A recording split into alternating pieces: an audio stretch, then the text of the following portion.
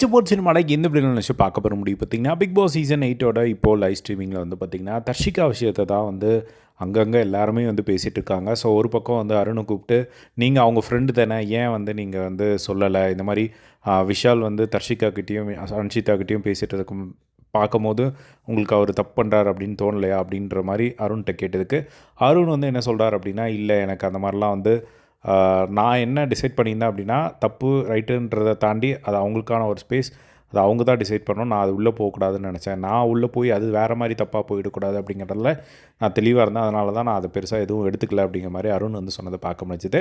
அதுக்கப்புறமா உள்ளே வந்து பார்த்திங்கன்னா, விஷால் வந்து ஜாக்லின்கிட்டையும் பவித்ராக்கிட்டையும் எக்ஸ்ப்ளனேஷன் கொடுத்துட்ருக்காங்க. ஏன்னா உள்ளே இருக்கிறவங்களுக்கு யாருக்கும் பெருசாக என்ன நடந்தது அப்படிங்கிறது தெரியல. ஜாக்லின் வந்து விஷால் சொல்கிறத கேட்டு ஷாக் ஆகுறாங்க.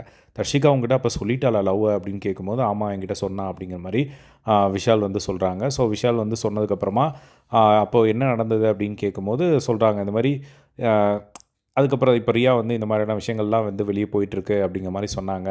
நான் ஹோப் கொடுத்துட்டேன் அப்படிங்கிற மாதிரிலாம் வந்து சொன்னாங்க அப்படின்னு சொல்லும்போது பவித்ரா உள்ளே வராங்க.